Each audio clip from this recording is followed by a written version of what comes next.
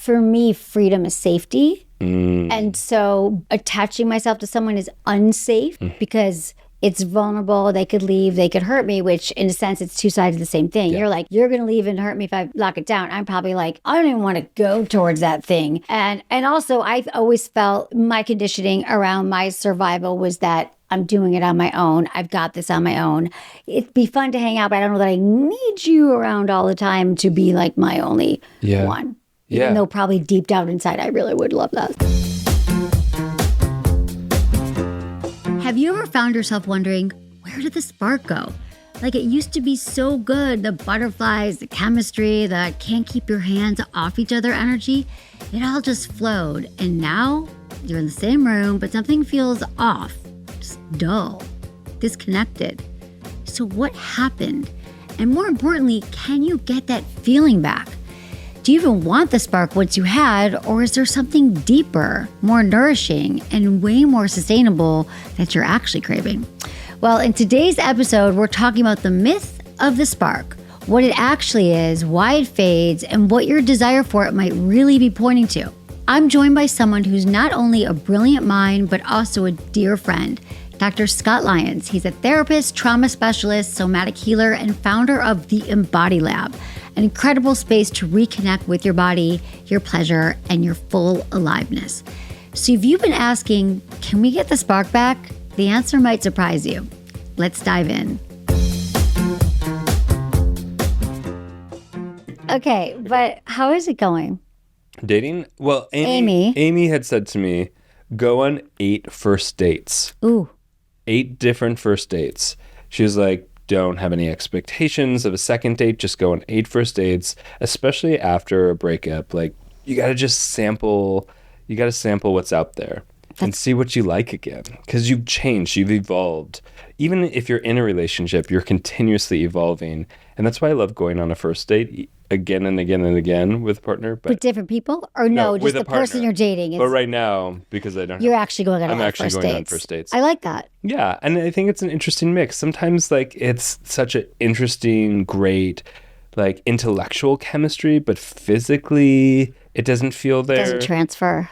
It doesn't transfer. Sometimes there's, like, this physical, like, primal energy that's there, but it's, like, the intellectual or, like, the depth of conversation isn't there. Mm-hmm. It's, like, and I'm kind of, like, again, I'm trying not to ask the question too much at this point of, like, does it all need to be there? Well, that is the question when it comes to attraction and wanting to have sex with someone. Yeah. Does it all have to be there? And I think when we put the expectations of, well, if it's your partner and it's your serious significant other, well, of course we want the intellectual and the physical. And the emotional. And the emotional and the relational. However, if we're just going on some first dates and you want to see if you're into and want to have sex with them, like, you might not know if you have them all at once, or maybe you have one and not the other. And depending on what kind of relationship you're looking for, maybe there is just one that you're like, every time I see him, I want to bang him, and that's my person for sex. Yeah. And this, but ultimately, maybe you want someone who has the all of it. Yeah, I think so. But also the reality that it can grow. Like, not all of them have to be there at the beginning. Like, I think we put a lot of emphasis on, like, woo, yes, that primal energy there in the beginning. But I've been with people where it wasn't there for the first 2 months, and then all of a sudden I was like, whoa, I am so attracted to them. I don't even know what to do. Okay, so when you say it wasn't there the first 2 months, like, you literally like, this is my buddy, this is my new friend, maybe emergency contact, but not someone I'm ever going to see his dick. Yeah, I mean, I was like, this person is really cool. They're special. There's something interesting about them. I could see myself hanging out and connecting consistently. Okay. And I was like physically not attracted to them. There was an energy that was kind of a miss. It just didn't feel. And then even the first couple months of actually having sex, I was like, nah. Really? I called you. I know. And I was like, do I exit now? Because it's just not there. But there's so many other features that are pretty amazing. And it was like, can I train myself to be attracted to them? Can I find what is the pathway to attraction? And it wasn't just an absence of physical attraction. It was like a energetic attraction that was missing. That makes sense, because I think that there are so many layers to attraction. Yes, there's the physical, but then there's is this somebody that I can emotionally connect with and really have great conversations with this? Can I actually learn to, like, the more I learn about this person, I actually really respect them. I like the way they move through the world. I like how they treat their friends. They've got really interesting people in their life. And so that's really hot. I really like their values. They volunteer on the weekend and do this really cool thing. Or they, you know what I mean? They've showed me kindness. They've showed empathy. And so there's no way, goes back to this point, on the first date, you're ever going to know all of that. No. And so was the point that go on a bunch of first dates and then actually see if you want a second one? Or because I kind of think if a first date doesn't completely suck, go on a second one. That's my take. Yeah. Because there's probably more to be revealed always, but if you liked him enough, what do you think about that? I mean, I think, so I don't know about you, but like when I met someone and I'm like, yes, on a first date or a second date, I'm just kind of all in and I can't date anyone else. Okay. And so this is also breaking that pattern of being like, okay, it's our third date, let's move in together. Okay, that's what happened. you've done, right? Yeah. But it kind of like, essentially it's about like getting to be more comfortable with the process of dating, which is meant to actually be slow and grow, as opposed to this fast, heavy, like primal, entry point. That's really it. That's exactly it. That primal.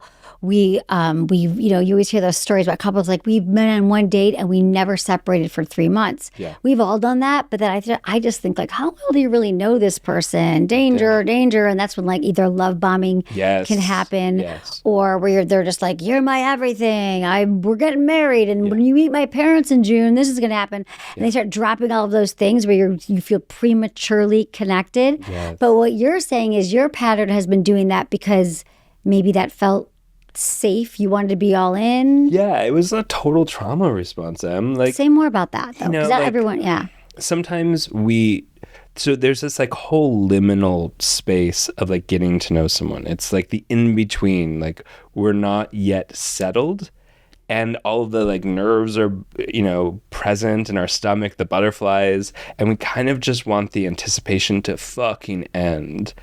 And so we jump the liminal space. We jump the liminal gap and go, you're mine. Right. I want you. This is settled. This is like, I want this. And part of it is like growing more tolerance for the discomfort of getting to know someone. Right. And to say more about that, the jumping the liminal gap, it's because it feels so good, but it's so vulnerable to feel so good. So I want to lock this down and know they're my person so I don't feel unsafe. Yes. That is so interesting. So you're like, we don't really know enough, but you know that you have enough to feel that excitement. Yeah. And what's funny is that you're saying that excitement makes you want to lock it down. And other people's like myself, I want that to go on forever. Yes. And I don't want to lock it down because I love the excitement and the newness. And then my pattern in relationships has been like month 3 or 4. The guy's like, okay, like, we've been doing this long enough. Do you think you could be my girlfriend? I'm like, so you love the intensity at the beginning. Yeah. And then the moment that it starts to get like contained or organized or like labeled, it's like there's a fear of that going away or experience. I have a pattern of that. Yeah. For me, freedom is safety. And so attaching myself to someone is unsafe because it's vulnerable. They could leave. They could hurt me, which in a sense, it's two sides of the same thing. You're like, you're going to leave and hurt me if I lock it down. I'm probably like, I don't even want to go towards that thing. And also I've always felt my conditioning around my survival was that I'm doing it on my own. I've got this on my own. It'd be fun to hang out, but I don't know that I need you around all the time to be like my only one. Even though probably deep down inside, I really would love that at some point. I mean, look, connecting, relationships, intimacy, it's fucking vulnerable. It has to be. We have to lower our drawbridge of ourselves to be able to let people in and to meet them. And that's terrifying. And we have all these different ways of essentially like making sure we don't feel vulnerable because in the past we've been hurt or we've been hurt by other people or, whatever it is.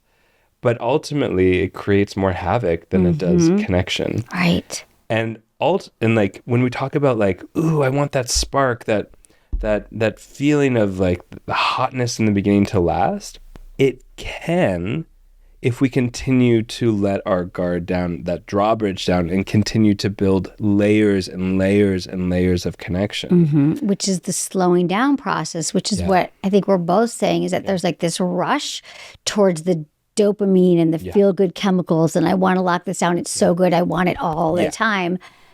And yet when you're caught up in that attraction phase, you're not really like widening the lens to see all the other things that are going on. So you're not taking an accurate snapshot of what this person is, and you're like riding high on all that excitement. But what it made me think of is like, first off, that's such great. It's so interesting to think about the slowing down in the dating process. But then it comes down to the age-old attraction response. So this is going to be like a stereotypical trope, men this, women, so I'm just going to say it. But often I've heard this for years, like, well, men know within 20 seconds if they want to have sex with someone. And women, they would have said, say like, oh, we take a little bit longer to get to know someone. And then it becomes, the attraction can grow. And I would say, I don't know if that is, I would say that for men, maybe that's true, but you're somebody who's also a little bit more evolved and a little bit more like understand all the nuance to it. And yeah, maybe you know if you want to have sex with her or not, but it's not just about that. There's about other things to know. Yeah. And I would say like sometimes... I don't even know if that's relevant anymore though. Yeah, I mean, I think people are evolving and they're like demisexuals and saposexuals, like sapio, like I'm really turned on by... I don't want to say that part about men wanting to bang women. Okay, go ahead. Where like sapiosexuals, like I'm attracted to your intelligence, and that feeds these other forms of like, primal energy, or I'm like really attracted demisexual to this emotional bond, and that's what really gets me hot and bothered. And I think the question of like, can we train ourselves to be attracted to someone? It's more of like finding what is the organizing principle of your attraction. Like, what is the fucking thing that turns you on completely? Is it a real emotional connection? Is it intelligence? Is it something physical? Is it working out together? What is it that then like opens the doorway for everything else? I wonder if there's like a checklist of these are all the areas that I have to figure out, or is it different person by person? Or at the end of the day, if you do pull out in the aggregate, well, I want to feel intellectually stimulated by them. I want to feel emotionally stimulated. I want to feel that we could have conversations, that you're kind and hold space for me and have empathy and compassion. But it seems like it all comes out in different ways. Like we don't ever actually know it all right away, but it does take time to figure it out. But I'm wondering if there's some like test we could give someone to know so we have to waste time. I mean, you know how we have like the love languages? To me, this is about like safety language. So it's like if you can identify your own safety language or cues of safety and then teach someone else, that's training yourself to be more attracted, quote unquote. Because I'm like, if I say to you, okay, my love language, and I say this all the time to people, my safety language, my love language is asking me follow-up questions. And you might go, why is that important? Because I might share something really vulnerable. And if I feel like I'm on a cliff, which is what I feel like when I'm sharing something vulnerable, and there's no one there to catch me, which is a follow-up question, then I feel like I shut down. And then I'm certainly not going to be attracted. So when someone asks me a follow-up question, it's a physical sense in my body that I'm like, someone is there. And then I'm like, let's do it. Can you give me an example of something you would say to someone and what the follow-up could be that would feel good, and then what has happened in the past? It's honestly like anything to like a memory of my past of like this. I did this when I lived in New York. I used to take martial arts, and it was a really big deal for me growing up in a really abusive household this is actually a real story, abusive household to learn how to fight.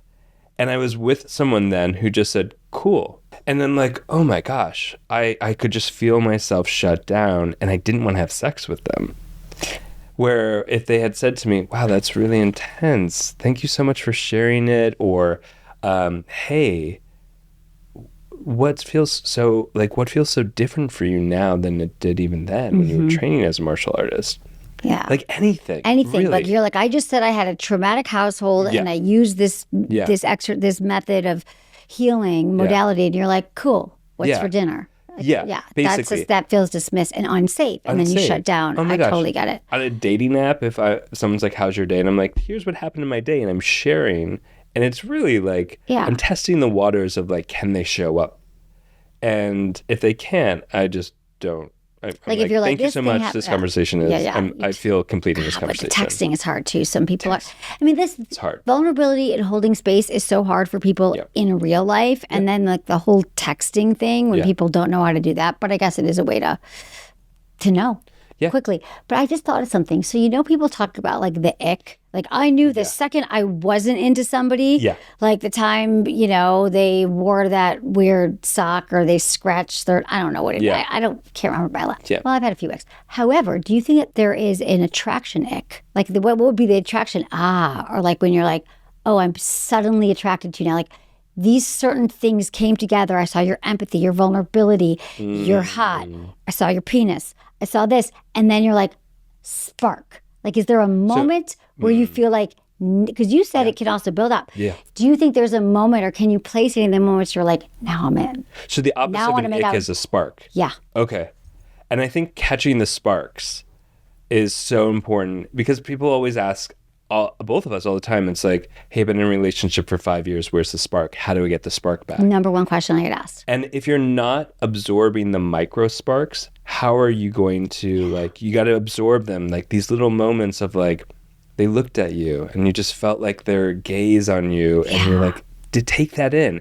It actually is more about the micro sparks. In the beginning, that macro spark is about the novelty of it all. The the specialness, the uniqueness, spontaneity. You've never seen this person do this thing before, or say this thing. You've never seen him naked before. It's new. Newness. Spontaneous Friday. Yes. That's what creates the physiological part of the physiological spark. To maintain it, find novelty is one part of it, but take in the little moments that are those micro sparks that aren't. Really take them in and then expand upon them and remember what they were, because I think that that when we lose attraction or we're not sure about attraction, we want the spark back. Yeah. I want to say like, honestly, fuck the spark. You're probably not going to get that spark back. No. You're not going to get the spark because that spark that most people are referring to is the spark that arose from the honeymoon phase when you were freebasing. So it's called freebasing, freeloading, free spacing. You were inundated. Yeah. You were taking an IV of the most delicious cocktails, feel-good cocktails, hormones of oxytocin and dopamine, serotonin, and they're all at once because of novelty, spontaneity, newness. Yeah. This person's amazing. You are the highest fuck if you've ever been in your life. And it's sparking all over the place. You can't even micro spark. You can't even find it because it's all spark. It's all spark. But like any great drug, it's amazing. And then it comes back down again. And you're like, damn, that was a good spark. Can we get that spark back? And I just want to say, I don't know that it has to be that spark. Yeah. But what I love that you're saying is cultivate the mini sparks. Cultivate the mini sparks. Stop chasing the original spark because you actually can't get it back. It's not our physiology. And why would we even want to go back? Yeah. Right. It's a new spark. And if we're chasing the old spark, then we cannot progress in relationships. Yes. And relationships are developmentally progressive, which means that at 6-month marker, the 1-year marker, more of our early childhood shit is going to arise. As we move through the layers of intimacy, more things are going to come up for us to navigate. And if we're not open to navigating it, then basically you're not ready to be in a relationship. Yeah, you got to learn to navigate it and know that the fact that you're opening up to these patterns from childhood are coming up. And I almost want to go off of what that is because I always feel like I say that and people are like, what do you mean? My parents are perfect. Nothing happened. But it just does. It's how you were conditioned and you lived at home with some people and you learned a certain thing and it's going to come out in the relationship. Yeah. But the problem is sometimes when we're in that, we're both getting like having really big reactions to it. Yeah. And when you have those big reactions, they come in the form of, I don't know, stress, worry, anxiety, spiking cortisol, which makes it hard to get aroused and feel attraction. Yeah. So the spark literally can't, it's like you're dousing water on the spark because you're bringing in these patterns that are making you feel less they connected. Occupy your attention and energy. Yes. It's like if you imagine at the beginning of a relationship, it's like two onions bumping rinds, Bumping rinds. And then we're peeling away layers. And as you know, you peel away the layers of the onions and you get a little teary. And it's you get preoccupied with the layers. And that's part of the beauty of intimacy. That's what intimacy is we're peeling the layers to become more interconnected. Yes. And as we do that, more things are going to come up, like our frustrations we might have, the annoyances that come up. That's also part of peeling away the layers of the onion. And then we don't know but then most of us are not equipped to actually dissect all of that stuff and to talk about it in a healthy way without feeling, and then what happens is blame. Is the sex, the blame game, the resentments. But when it comes to sex, so if we're talking about the sex spark in particular, the challenge here is that for many is that we don't even know, like a lot of times, because our sexuality, and I guess I could speak this a lot for women, but for men, they need this too, is that we were sort of riding on those like feel-good hormones and the chemicals. We didn't really have to think about as much like what we actually want. A lot of our sex has been more performative. And so a lot of our sex, a lot of female sexuality has been in service or more performative towards male sexuality, only because that's what most pleasure and most sex education has been focused on. Penis goes in vagina, that is sex, when we know that only 20% of women are having orgasms or pleasure that way. So at the beginning, it was amazing. Honeymoon phase, 6 months to 2 years. And then women are like, I don't even know if again, not all women, but many. They're just like, oh, and then their partner's like, this is not to blame men. Like men, my heart goes out to men because men have to there's so much for them they're supposed to know everything about sex. They're supposed to come in hard. They're supposed to, the note that their PR is that they always want sex and they're horny all the time and want to be hard and ready to go. Yeah. And not only that, they should know what they're doing and they should whatever. And then in women's is like, well, I gotta sometimes please a man, or I should be able to get turned on when he is, but I'm not, because my arousal is a mystery to me.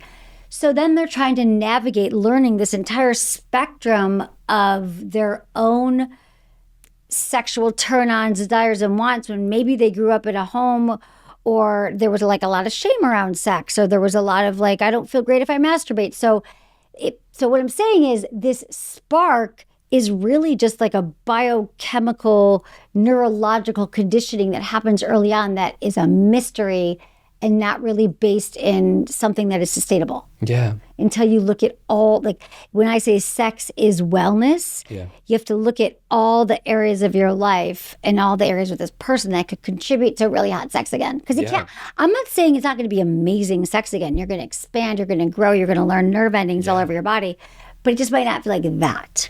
Yeah. I mean, essentially, if you think about it, the honeymoon period is you are drunk. Yeah. You are literally drunk on that cocktail, and then you get to sober up.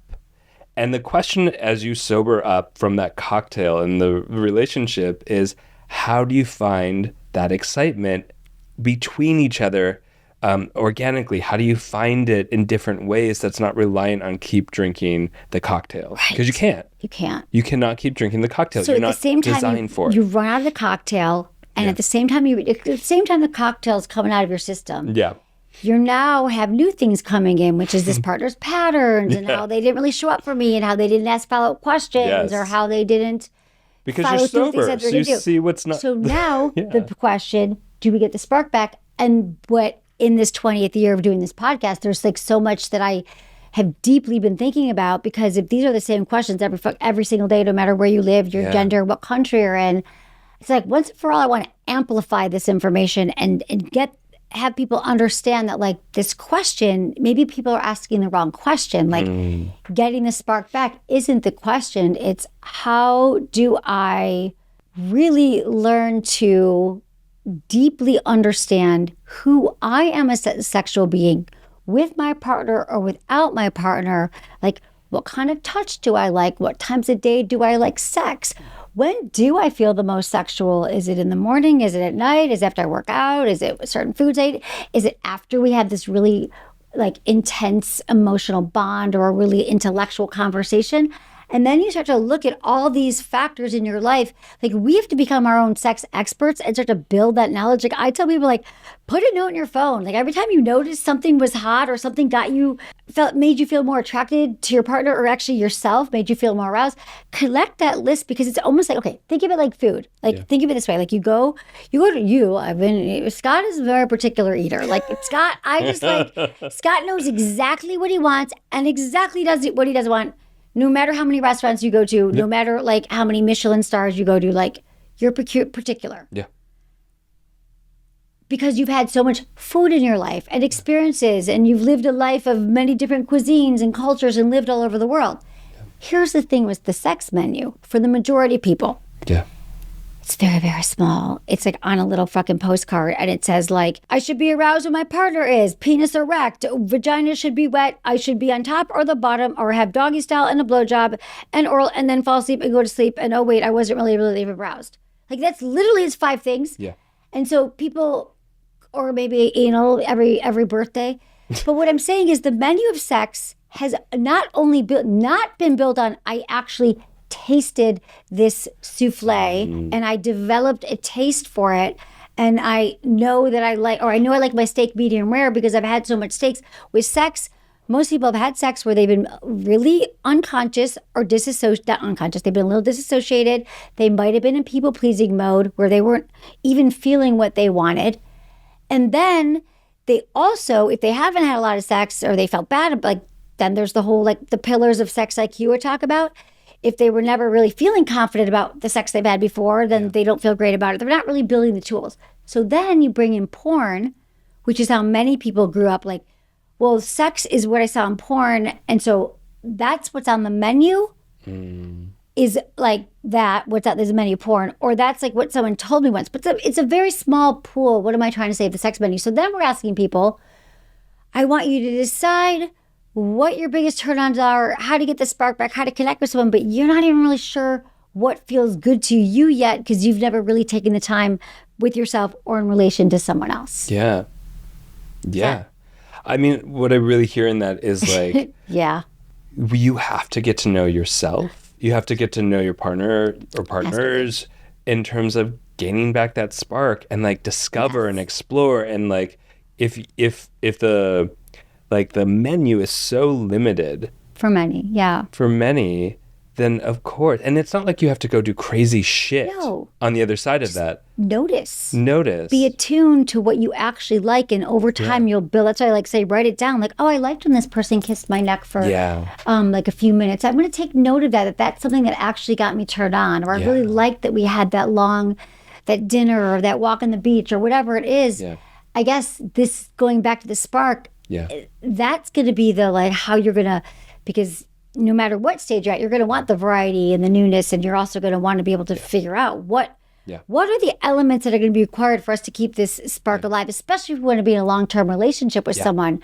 And I think we've been looking in the wrong places or trying to go backwards in time when saying, presently in this moment, what do I know has been great, and what am I interested and curious, and what do I want to learn about? And that's why I have thousands of podcasts, books. You've got shows. We've got a lot that people can learn. But again, we don't usually explore this area. You're tracking me, right? What I'm saying about the sexual menu because again, that's in my knowledge is that like I'm constantly saying like people like they literally are so afraid to talk about sex, doggy style, like kiss, make out, penetration all over in 8 minutes. Guy came, she probably didn't. Maybe he finished her off with oral. Then we fell asleep and went to bed. It wasn't like there was anything new, fun, novel to try. And that got really boring after a while, even though it was really hot in the beginning. So part of the spark is that even if you're still doing those things, that's not the whole menu of what could feel hot. Well, do you feel like when people ask us, how do I get the spark back, that they're only referring to sex, or they're referring to like this total intoxication? Because that's not always the same thing. You know what I mean? We call that passion. I think they want the passion, They and want the the newness, passion. and yeah. I think they want it all. Yeah. I think that they're commingling it all together because it all happened together. Yeah. The great sex and the spark, and that the all encompassing whatever was happening in that time. They want that feeling again. Yeah. And this is what I also hear from couples all the time who've been together for so long. Like, they're like, you're so lucky, Emily, because you get to go date and experience it all the time, and I'll never have that. They almost have like this death of that experience you just described. They're like, I don't know that I'll be able to feel that for someone again. And that newness, it's like we put that on this like aspirational or this pedestal, and we want it again. Because we're chasing intensity instead of intimacy. Yes. And it's like, if we are so numb in our life, and all of us have some level of numbness, that's called survival. I'm numb right now. Right? Well, hi, I'm numb. just kidding, I'm just cold. And if we're trying to rise above the threshold of numbness, then all we can feel that's above the threshold of numbness is intensity. And we go, oh, that's living. That's what living is. If it's on a volume of 10, the decibel is at the top decibel, like top volume.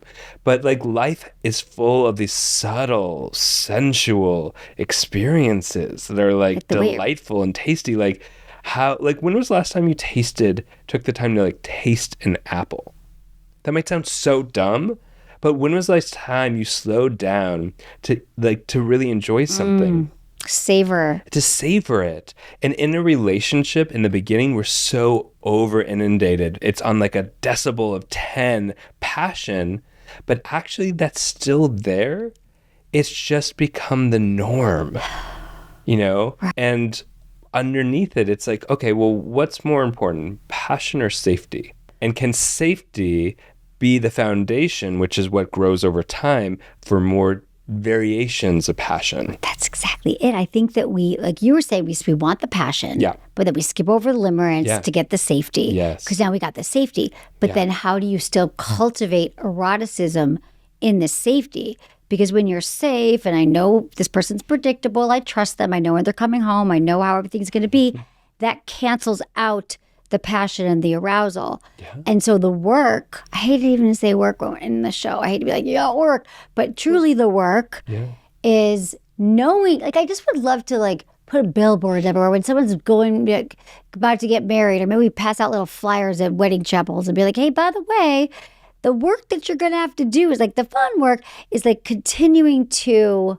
prioritize your connection over everything else. Yep. And like, it is literally our jobs to find ways that we continue to connect with variety, with spontaneity. Like, you could still do that and to still stay curious and open with each other, and promise that we will always like be on this sexual exploration journey together. Because another thing that I find, if I just go off on the spark, is that I want to see if you found this. Yeah. Typically, when I hear from couples, there's usually one person who is very into like fixing the sex life, wanting it to be better, looking at the time of the frequency of sex and the pleasure of sex, and worried about it, and they can't talk to their partner. And when they try to, like, there's one person pushing this giant sex boulder up the hill, and another one's like, we shouldn't talk about it, or I don't have time, or I'm fine. And then that's where I just think it should be a collaboration. So tell these people, like, please prioritize, put this in your wedding vows, that we are always going to collaborate on and prioritize our sex life. We're going to both agree that we will have a growth mindset around sex. And just like we do about our health or our values towards parenting or saving money, we're going to also do that with our spark, our sex life, because that's where the problem is, which is why, like, I think most couples get to this point and they're like, I don't know what to do about it. And then that's when they're like, well, I bought a toy, or I listened to this, or I did that, but it's multi-layered, faceted, and we're trying to nuance it out for people here. Yeah.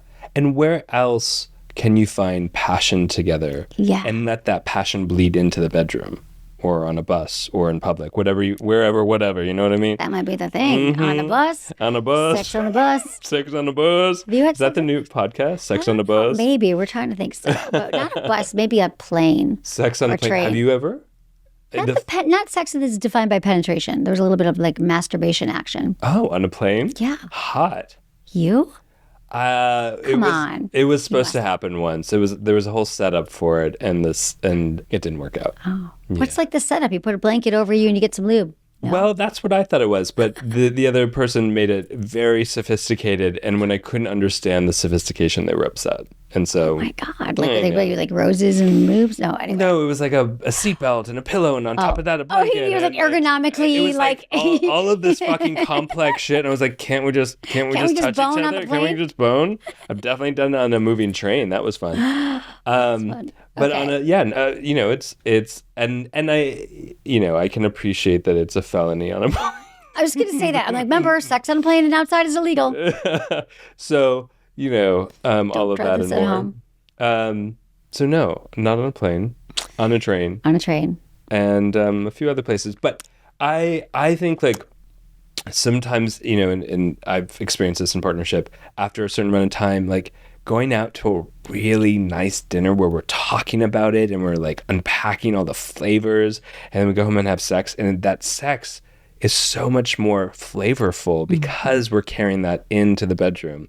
Or like we go to a pottery class and we're like using our hands and we're creating and we feel like really satisfied and we just bring that on in. Mm-hmm. It doesn't have to be straight on into the sex. It's like find the things that you can be impassioned together around. I love that. Those are like part of your like arousal runway might be like knowing that once a month or once a week you like take a pottery class or you cook a meal together. And it's the incredible thing is it seems simple enough, but I think the problem that most couples get into is that they just don't. They're like, for whatever reason, we know that like all the research have shown that date night once a week is a non-negotiable, and the couples who do that report more sexual satisfaction. Yeah. But what if we just make it fun? It's like 1 month you plan something, then I plan something. You'd think with couples who are committing to their life together and they're living together and I think it's kids. Babies fuck couples up for a bit. They're like, we don't even have time to like sleep, do anything. And like now you want to play a date night? Fuck you, Emily. But I'm not even saying that. I'm saying like it could just be like a morning off or a 3-hour drive or something that gets you, even if you're tired. Like I just think that what happens is couples, so much time goes past and they can't remember how to do those things anymore. Yeah. So the advice is to keep doing them. Like put that in your marriage or your commitment put it in your contract. vows, put it in your contracts, put it in your calendar for sure, because calendars are a huge reminder. I think there's something around like safety again that then we become a little stale because of the safety. It's like, I know you'll be there, but it's like, I know you'll be there as a friend, but I still am going to like, let's go do an adventure. Yeah. Well, I love that about you. Scott's you're the most adventurous friend. Like I did, was it paintball? What did we do? We did laser tag. Laser tag. Yeah. I was like, hell no. I'm not a game person. I'm not playing laser tag. Like not hell no. I just felt like a strong, like, can't we go back to that place that had that really good gluten-free desserts and just stay there for a while? But also it was out of my box. Yep. Oh, and also as a kid, I was always picked last and not great at games. So I have a thing about team sports. Like a lot came up for me. Yeah. But what I love is you're like, we're in, there was like 15 of us. Yeah. And we all friggin' did it with a bunch of other young 12-year-olds, young kids. Yeah. And it was such a blast. So you naturally bring that thrill and excitement to friendship too. So I can only imagine what it's like in the bedroom. Well, there's other problems in the relationships. So you're high on the active skill, high on the newness. I like doing things that are like co-creative together. Co-creative is the key term. Yeah, like maybe we don't have to bond over our trauma. Maybe we can bond over shared fun activities. Yeah. I don't know, y'all. That sounds a little more fun. Yeah, totally. So. That's true. A lot of times we spend so much time because of our brains and survival mode and whatever we were trained, we spend so much time with like what's wrong and what the problems are. And like, what if it simply is a pottery class, a new class? I mean, again, okay, I have just a side note, real insight, what's called like breaking fourth wall, whatever the fuck. Like after I have these things now, being the 20th year, I'm going to bring this up a lot, is that I think like, I hear voices going, oh yeah, date night. Oh yeah, prioritize relationship. But I'm like it legitimately, I want to yell at everyone. It's like, you're writing me every day and calling in and saying you don't have it. And 99.9% of couples have not even done one of these things. They have not ever like played a card game, like the Esther Perel card game that you like asks you fun questions. Or we have this, okay, Aria is this really cool new company I'm working with. It's like an AI dating coach that it's so cool. I'm going to do it with you. You need a partner because I'm not like sleeping with anyone, one person right now. I'm not sleeping with you, but it asks you questions. What are your turn-ons, your turn-offs? You each get this like AI concierge. It's an app. And then you both get to talk about what you like and what you're into. And then they send you like a sexy box once a month. Ooh. So it's sort of like a sex coach, therapy coach for couples, and it moves at your pace. So like it was like I really would be into temperature plays. So they sent me like a massage candle, and and since it's using an AI concierge who's lovely. Yeah. I would love to invite this to dinner. They really keep track, like, how's it going? But it's not pressureful. Like, it would message, hey, Scott, Emily answered the questionnaire. Will you answer it? And so anyway, I'm just thinking about the spark and thinking about also recognizing how hard it is to develop new habits, to make time for anything else other than survival. Yeah. Because going back to your point, when you get into a relationship, you feel safe. If I'm safe, one area I don't need to work on. This person's safe, they're not going anywhere. Yeah. I'm not connecting that safety is also canceling out me wanting to suck your dick or whatever. Yeah. So then I'm focused on all these other areas. So if there's a tool or a reminder or a calendar invite or an app like Aria that can be like once a week, you can set it. Oh, babe, here's a reminder. Tonight we're supposed to give each other a massage for 10 minutes. Like it might just be those kind of outside reminders, because I just know how hard it is to develop new habits on my own. I get caught up with things too, where I'm like, oh, I haven't called a friend in a while, or I haven't, you know what I'm saying? Yeah. It's a tool. It's a tool. Yeah. We're going to do it together. I'm looking forward to it. Okay. I'm going to send it to you after this. Can I throw a wrench in the spark conversation? Dude, always. So wrench it up. The thing we often don't talk about is that spark that you feel in the beginning might just be something we call a trauma tingle. Ooh. So a trauma tingle is the same type of hypermagnetism attraction that you're like, fuck yeah. But the reality is you're not even centered in yourself. You're obsessed with them. You're constantly focusing on them as opposed to being in relation with someone. It's totally different. It's basically where like you're tripping over yourself, and it's, again, you're chasing the you're chasing the intensity. And but can you explain how that relates back to trauma tingle? Is it because in childhood maybe you had someone in your family that was unattainable or wasn't there for you? So then you're like, oh, I'm actually getting tingly, but it's in my trauma space. It's in your trauma space. Not in my perineum. It's basically like the red flags are your spark.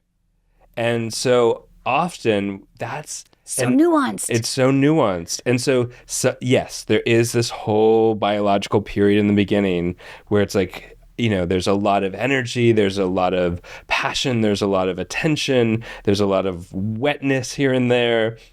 And it's a big difference between when we're meeting someone and we're finding that passion and it actually lasts longer versus a trauma tingle when it's like this hot, like, I don't know, I'm just so attracted to them and I can't stop thinking about them. That's more likely a trauma tingle because we're chasing the familiar red flags. How do we know? Is there a great way that we could teach people whether it's a trauma tingle or it's a real tingle? Yeah. Or like a you know, so a healthier tingle? Yeah. I don't like using the word healthy anymore, but like the tingle that we want. Yeah, the one we're looking for that's more sustainable. Yeah. I mean, a sustainable tingle. A sustainable tingle. List, please. Do you remember when we first met and it was kind of like a love at first sight? We did. And we canceled the whole rest of our day and we just spent it together. But we were both centered in ourselves. We could feel our own breath. We could feel like there wasn't anxiety of like, will we still be friends after we meet? Do you love me enough? Do you like me? Am I attractive? All of those insecurities. I'm also not chasing you.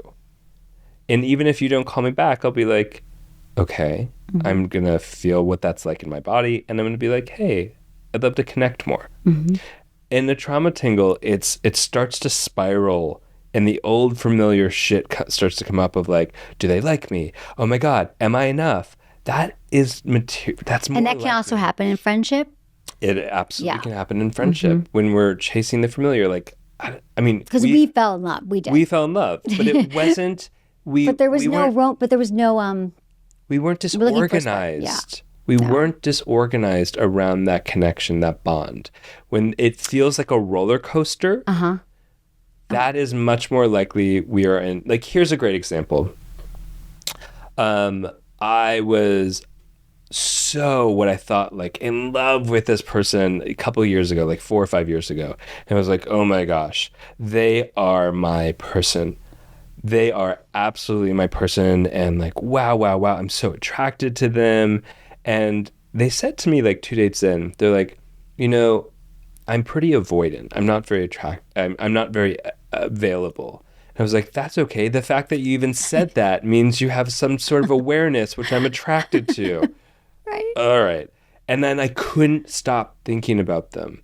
And we'd go on some dates and I was like, oh my gosh, I am chasing love. I am fueled by the history of having to chase love to be loved. And this person replicates their own inability to meet me. It replicates my own history of being unable to meet. That is a trauma tingle that I think is love, that I think is passion. It is not. Right. And that roller coaster you described was them not being available, basically telling you not only not being available, but saying like, I'm avoidant. I'm not always going to text you back. I'm not always going to call you back. It's almost like we know these things, but it sounds like that was a really powerful one for you where you're like, I'm really going to not do that again. Try not to. Yeah. Like I would think about how long do I have to do between text or waiting for them to text me back. All of those things, or even like I find myself closing off and then I find them coming closer to me and like that's exciting me. That's a tingle. That's not passion. Yeah. That is such a great way to Yeah. It's tricky, but you know what it made me think of, and I want to see what you think about this. Yeah. So when you're talking about our relationship, which is blossomed into a beautiful friendship the last few years. Yeah. We just sat down, we did the show, you were on my podcast, we were sitting here. Yeah. And we were like, yeah, fuck it, let's go spend the day together. And it's always felt safe with you and just grown layers.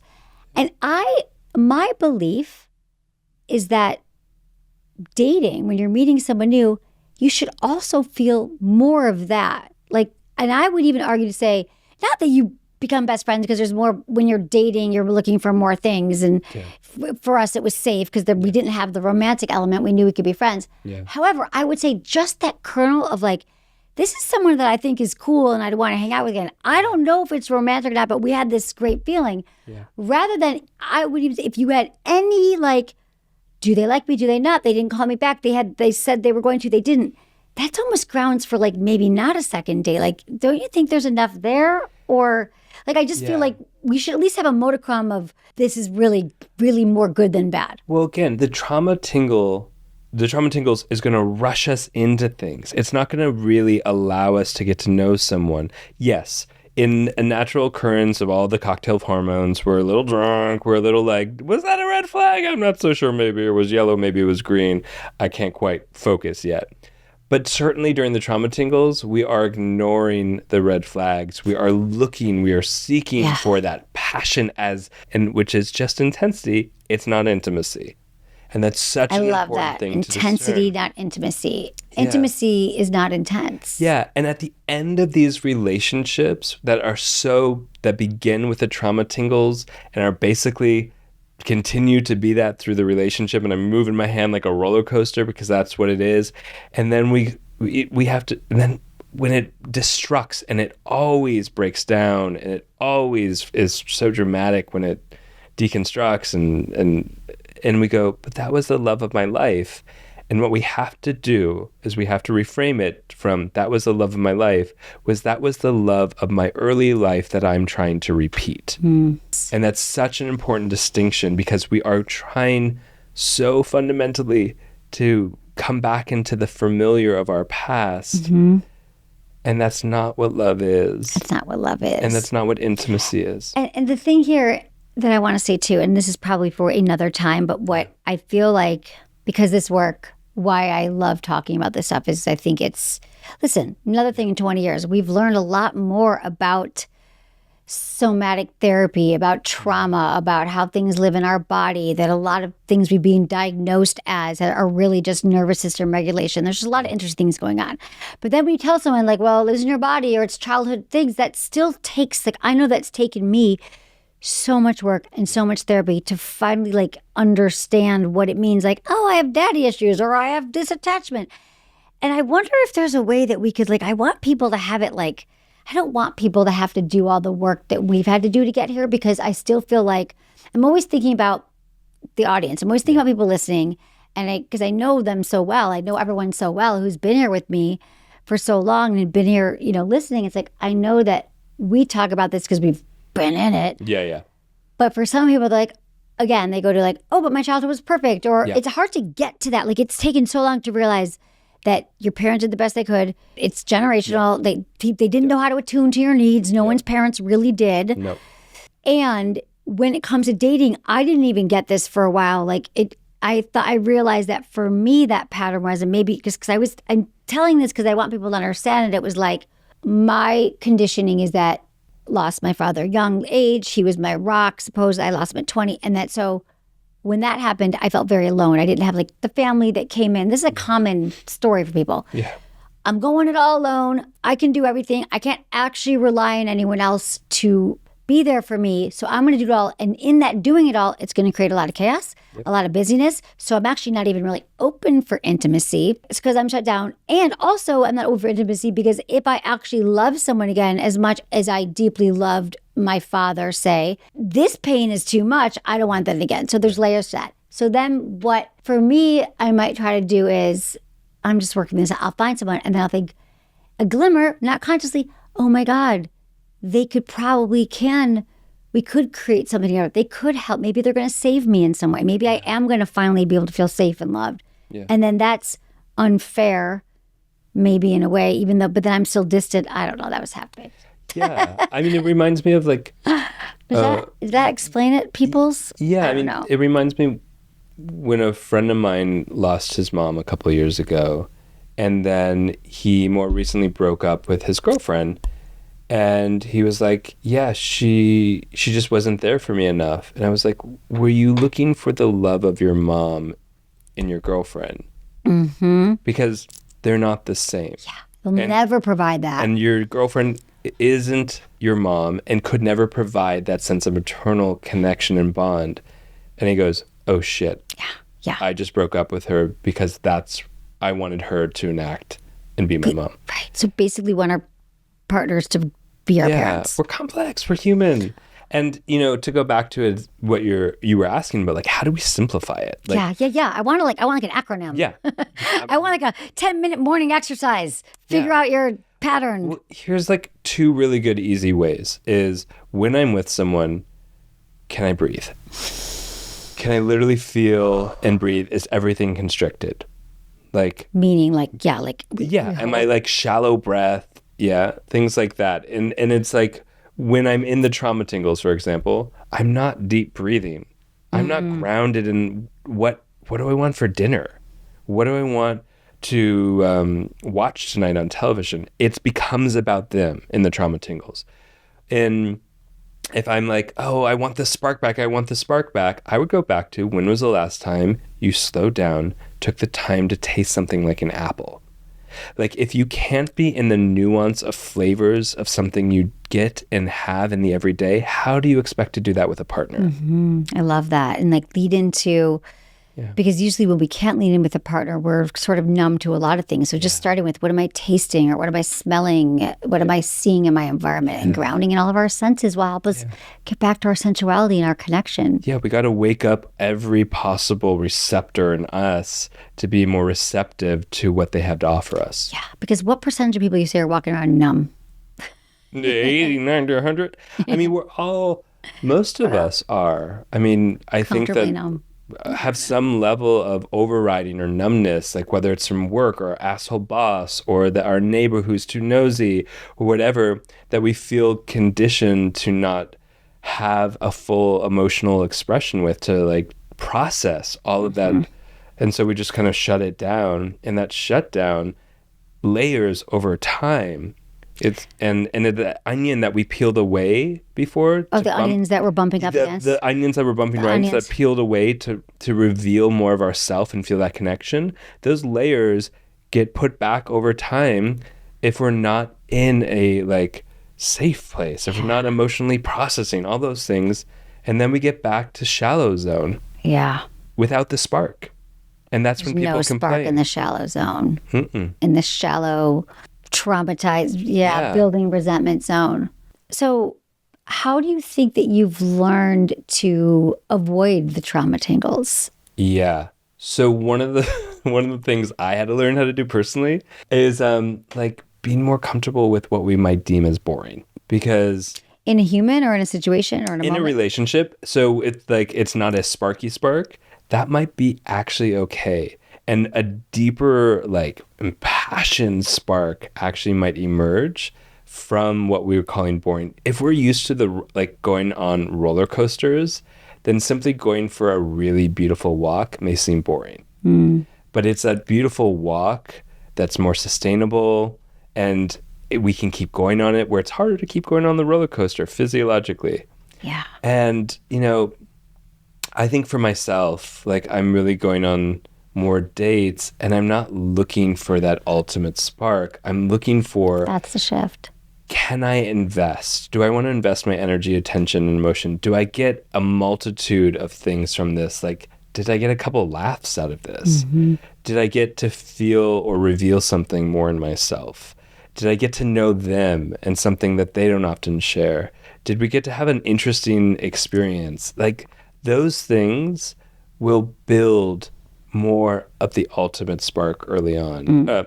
Will build more of that ultimate spark that we're looking for that's sustainable. And I know it's not the trauma tingle. Yeah. Yeah. And I went on a date with someone recently where I was like, oh, this is my trauma tingle. Like, I named it because they started like saying, oh my gosh, I'm so into you. And then the next day they were like, oh, I'm not sure. And the next day they were like, I'm back in you. And I just said, no. See, that's when we know we've actually made steps towards healing patterns. When you're like, oh, I didn't take the bait. I didn't go back into it. When I hadn't noticing. Yeah. When I was like, I'm not afraid of losing you because I'm more afraid of losing myself. Yeah. Which is the greatest act of self-love, to be able to make that change. Yes. And before, how I knew it was the trauma tingles is I kept losing myself.